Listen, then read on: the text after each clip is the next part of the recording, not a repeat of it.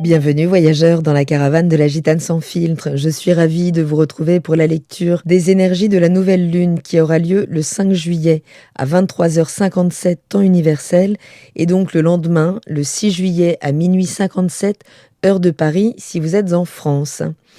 Et elle se fera à 14,23 du Cancer exactement.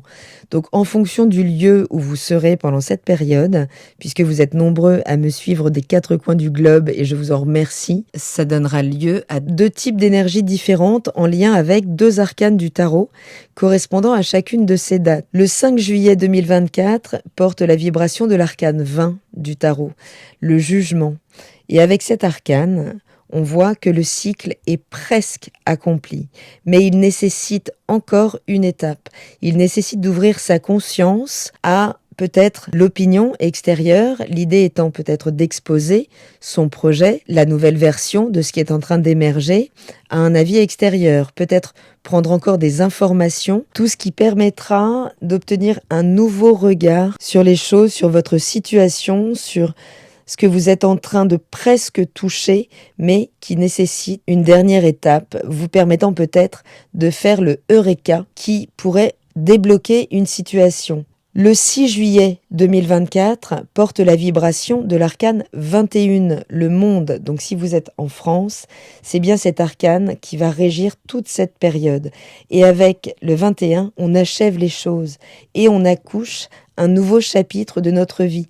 Ça correspond à la maison 12 en astrologie. Et vous voyez que le 12 et le 21 obtiennent la même réduction, le 3, l'impératrice, qui incarne cet accouchement, cette exposition de cette nouvelle version de nous-mêmes, comme l'enfant vient au monde. Et nous serons bien dans ces vibrations avec l'énergie du cancer, puisqu'il est question de materner en cancer. On est en lien avec l'archétype de la mère, de la maternité, de la matrice également.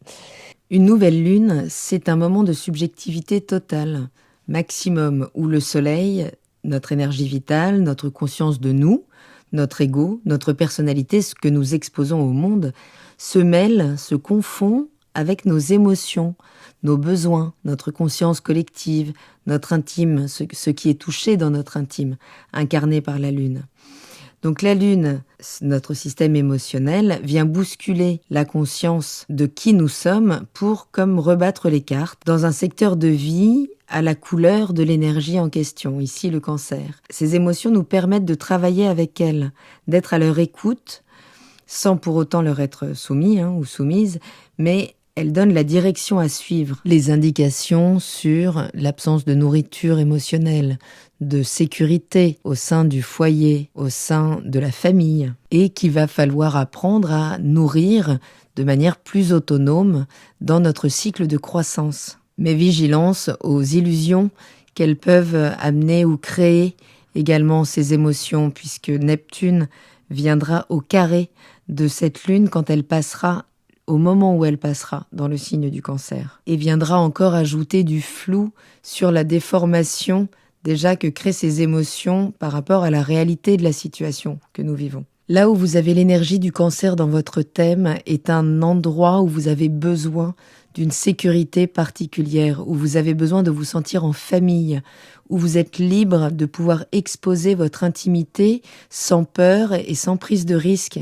C'est également un endroit où l'on est en contact avec les mémoires de la mère, puisque pendant la gestation, le fœtus contacte les mémoires et tout le corps émotionnel de la mère avec qui il fait corps. Donc l'énergie du cancer est tournée vers le passé, vers la nostalgie de la protection du ventre de la mère, de la nourriture et de la douceur, de la protection donc que pouvait créer la sécurité dans le ventre de la mère. Et ce qu'elle a pu projeter sur l'enfant pendant cette période de 9 mois. Mais ça implique, donc pour cette période de renaissance, d'oser sortir de sa zone de confort, de sa coquille. Donc c'est un nouveau cycle où il y a la possibilité de se réapproprier son identité au-delà de l'identité qui a été projetée sur nous dans la projection de notre mère et ce qui a créé notre propre identité, notre propre auto-estime. Ceci étant le socle à partir duquel nous pouvons nous déployer vers nos objectifs.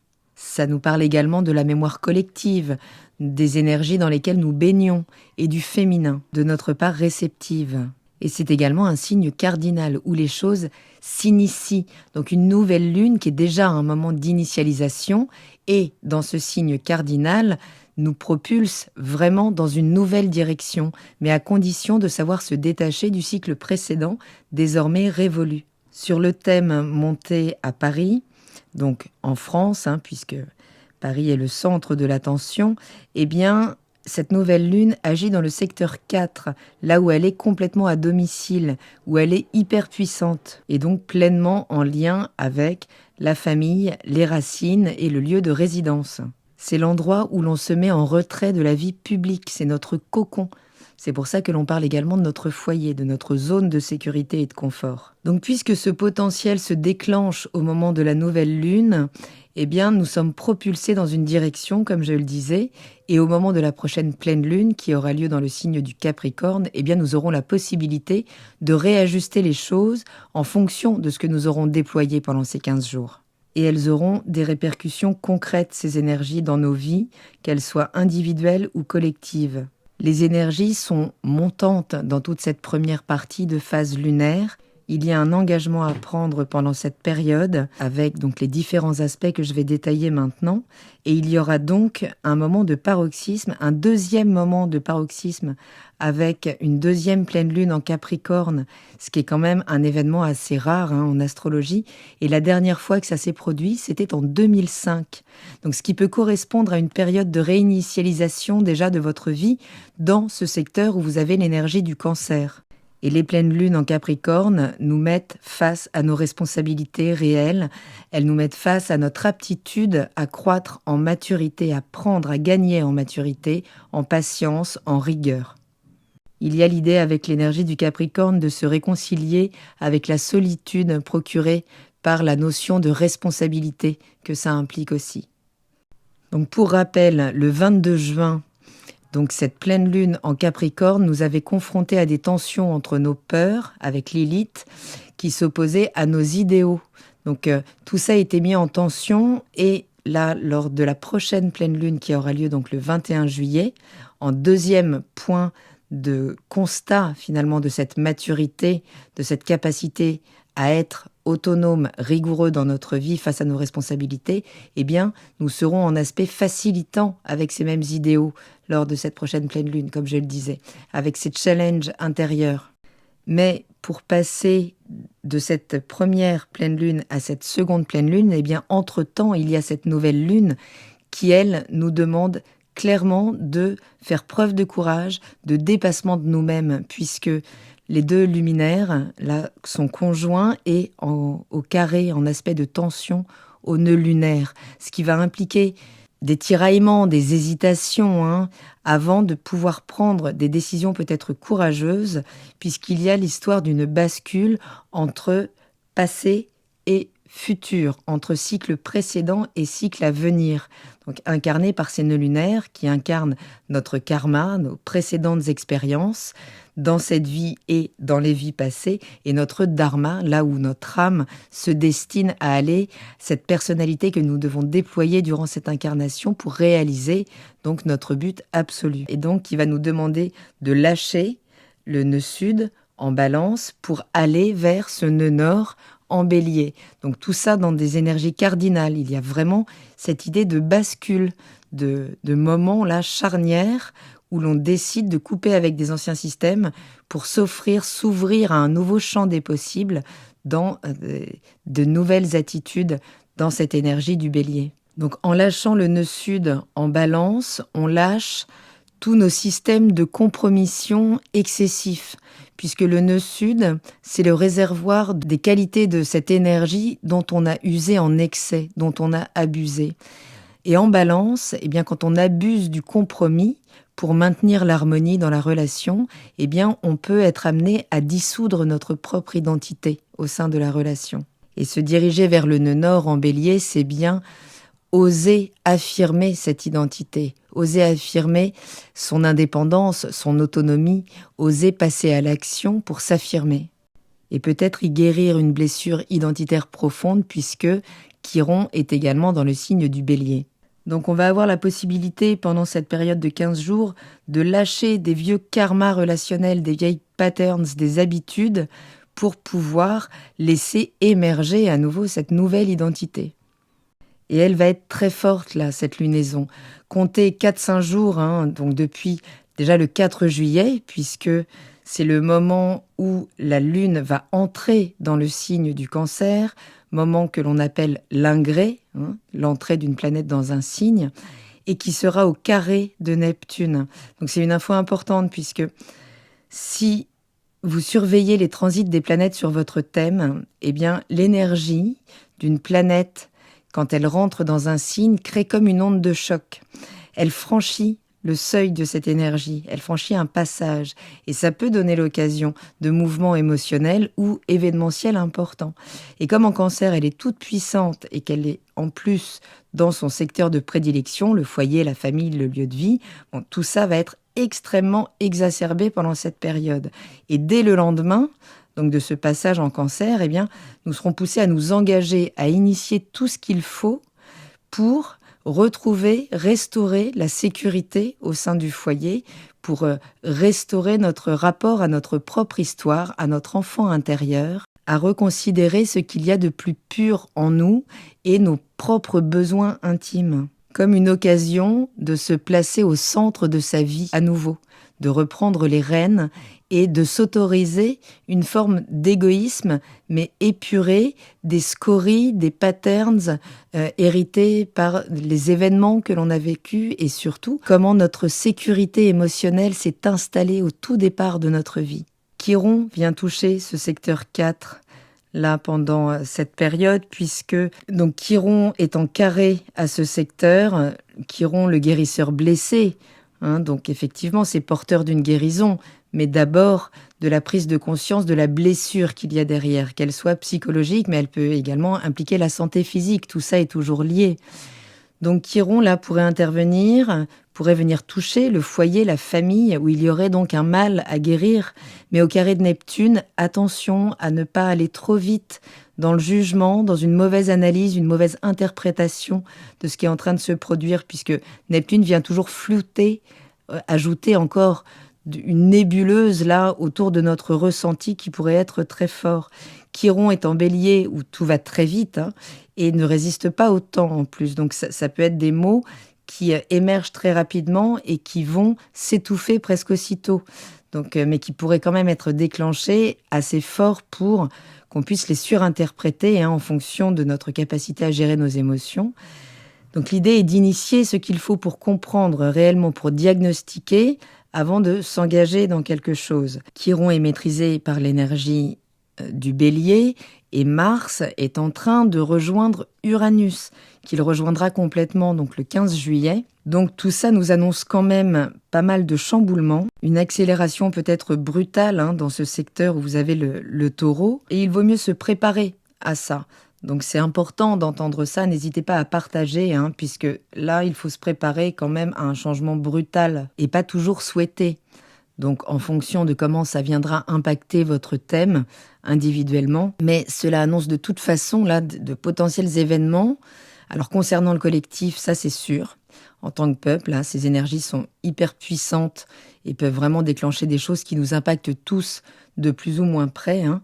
Surtout que le 15 juillet, donc la lune sera dans le signe du Scorpion, où les émotions seront extrêmement exacerbées à nouveau. On pourrait assister à l'explosion de choses qui se travaillent en profondeur depuis longtemps dans les énergies du Scorpion pour purifier un système collectif. Le Scorpion, c'est le recycleur du zodiaque. Mais j'en parlerai dans les capsules horoscope que je posterai le jour de cette nouvelle lune. Restez connectés ou activez la cloche, puisque là, j'irai plus en profondeur en fonction de votre signe pour vous faire donc l'horoscope de ces 15 prochains jours. Mais pour rester dans un aspect global de ces énergies, le 15 juillet, donc cette conjonction Mars-Uranus, dans le secteur donc où vous avez le taureau, vient réellement révolutionner les choses, ce terrain, puisque Uranus travaille au long cours notre rapport au vivant, au corps, à l'alimentation, à la terre, à l'organique, à tout ce qui nous nourrit, et donc prend son temps pour révolutionner les choses, mais Mars vient mettre comme un coup d'accélérateur là, pendant cet alignement de planètes. Donc ça peut être extrêmement puissant, mais on pourra heureusement compter quand même, et c'est important d'entendre ça, sur le soutien de Saturne, qui saura mettre des limites au débordement. Donc que ce soit par l'intervention de l'État, pourquoi pas, comme je le disais tout à l'heure, mais nous qui va nous apprendre là à ne pas céder tout de suite au débordement, à peut-être prendre le temps de la réaction. Il vient freiner en fait, c'est le frein ici de cette voiture de course qui vient donc ralentir ce véhicule pour ne pas qu'on se prenne le mur et qu'on puisse négocier un virage qui peut nous demander du courage, mais en fonction de notre capacité à exercer une certaine maturité dans nos réactions, nous pourrons manœuvrer cette période. D'où l'importance surtout d'y mettre de la conscience, puisque Saturne va être notre outil. Là où d'habitude il nous plombe, là, effectivement, il y aura la possibilité de se défaire de certains systèmes plombants, mais également de s'organiser avant de réagir, peut-être en tout cas de prendre le temps, et surtout d'y mettre de la mesure, des limites. De la même manière que aller vers le nœud nord en Bélier nous demande quand même une certaine vigilance, puisque atteindre un nœud nord demande à purifier certaines de ces énergies. Sinon, on irait très facilement. Et on ne va pas vraiment facilement vers ce nœud nord, car souvent, ce sont des énergies qui ont pu être comme dégradées dans nos premières expériences pendant l'enfance. Et en Bélier, on va nous parler de l'agressivité, de la colère, de la violence. Donc il faut savoir se dépouiller de ces énergies, de ces qualités du Bélier usées en excès pour pouvoir y aller sereinement et les user dans tout leur aspect le plus lumineux, puisque le Bélier est celui qui nous propulse et celui qui a le courage de se battre pour ses valeurs, mais d'apprendre à se battre sans faire trop de victimes. Donc si nous ne cédons pas à la précipitation, si nous rationalisons les choses, nous pourrions obtenir des résultats tangibles et à long terme, avec vraiment l'aide et le soutien de Saturne. Mais il pourrait tout à fait y avoir des événements qui nous touchent collectivement également et qui vont nous demander aussi particulièrement de sang-froid et une organisation de l'État derrière pour veiller à ce qu'il n'y ait pas trop de débordements. Alors avec Uranus, vigilance, on peut également nous parler des moyens de communication et de déplacement modernes. Donc ça peut impacter aussi au niveau collectif. Mais cette conjonction Mars-Uranus, elle nous parle quand même d'une forme de combativité avec Mars, voire de violence, mais il y a une forme de folie, d'urgence révolutionnaire avec Uranus qui peut vraiment là créer une agitation, une forme de folie furieuse, donc qui sera vraiment à canaliser. Mais je le rappelle, Saturne est là et il faut l'utiliser en conscience. Donc je vous invite vraiment à aller consulter votre horoscope que je posterai donc le 6, puisqu'il faudra faire appel à ce Saturne dans un secteur de votre vie. Donc la sagesse, les limites, le pragmatisme, la patience, savoir prendre sur soi, compter sur le temps pour optimiser cette période et qu'elle vous soit réellement profitable sur du long terme, puisque les résultats seront donc tangibles quand la Lune, à 2 moments en fait. Quand la Lune déjà entrera sur la longitude de Saturne, de ce que Saturne est en train de structurer, donc entre le 22 et le 25 juillet, ou donc lors de cette prochaine pleine lune en Capricorne qui annonce beaucoup d'intensité, qui va impliquer Pluton, donc les grandes transformations. Mais également quand le Soleil entrera, donc passera sur cette même longitude de Saturne, qui aura avancé, mais qui correspond à une période de 9 mois, qui nous renvoie à une période de gestation portée par cette énergie du Cancer. Et là, nous arriverons début mars 2025. Donc pendant cette nouvelle lune, si on a su travailler avec l'énergie saturnienne, que l'on n'a pas cédé au débordement de nos émotions, nous pourrions obtenir des réalisations concrètes d'ici 9 mois, mais déjà en palper l'efficience d'ici 15 jours. Donc j'en reparlerai dans les horoscopes, mais on peut nous parler, là, alors surtout pour les ascendants poissons aussi, de la conception d'un enfant pendant cette nouvelle lune, qui verrait évidemment le jour dans 9 mois. Donc oui, là, les poissons, les ascendants poissons, vous serez particulièrement bien aspectés si vous avez envie, si vous pensez à mettre un enfant au monde. En tout cas, plein de belles choses à envisager pendant cette période où Vénus est également en Cancer, en aspect à Neptune et à Saturne. Donc déjà, Vénus apporte de la sensibilité, de l'harmonie au sein du foyer, des goûts artistiques aussi, si on a envie juste de refaire complètement son intérieur pour s'y sentir encore plus en sécurité. En Cancer, en maison 4, et en bon aspect à Neptune, on peut parler d'une sensibilité même, oui, artistique, romantique pendant cette période, où les liens se resserrent finalement autour de nos idéaux partagés pour reformer notre cocon. Donc Saturne, avec ses aspects favorables, ramène à la réalité aussi déjà tout au long de cette année 2024, où il passe toute cette année en Poisson. Mais si nous utilisons notre intuition portée par Neptune, canalisée quand même par Saturne qui remet donc du réalisme dans nos idéaux, eh bien nous pourrions mettre en application concrètement là de grandes choses portées donc par nos idéaux, qu'ils soient romantiques, qu'ils soient humanistes. Le secteur de votre thème où est l'énergie du Poisson. Donc l'événement là qui pourrait survenir autour du 5-6 juillet, donc en fonction de la conscience que vous y apporterez, de votre capacité à gérer, donc l'accélération là qu'il pourrait y avoir pendant cette période jusqu'au 15 juillet, avec l'association de Mars et Uranus, mais qui est déjà active au moment de cette nouvelle lune, eh bien là, cette période pourrait vraiment vous amener une forme de réalisation de vos rêves. Je le rappelle, là où vous avez le Poisson dans votre thème et où Neptune donc finit son transit. Donc nous pourrions voir concrètement où nous mènent ces énergies autour du 25 juillet et en palper le concret, le résultat, la récolte entre le 8 et 12 mars 2025. Donc prenez vos agendas. Donc je le rappelle, vous serez plus ou moins impacté individuellement en fonction de votre thème natal. N'hésitez pas à consulter le petit tutoriel que j'ai mis en ligne et qui apparaît normalement maintenant sur votre écran, qui vous permettra, si vous avez vos coordonnées de naissance précises, de voir exactement comment cela impactera votre vie. Je posterai donc le jour de cette nouvelle lune les 12 horoscopes de cette prochaine quinzaine, reprenant en détail par secteur de vie l'analyse que j'ai développée ici. Je vous remercie pour votre écoute. Abonnez-vous si ce n'est pas déjà fait. Activez la cloche pour être prévenu des prochains posts.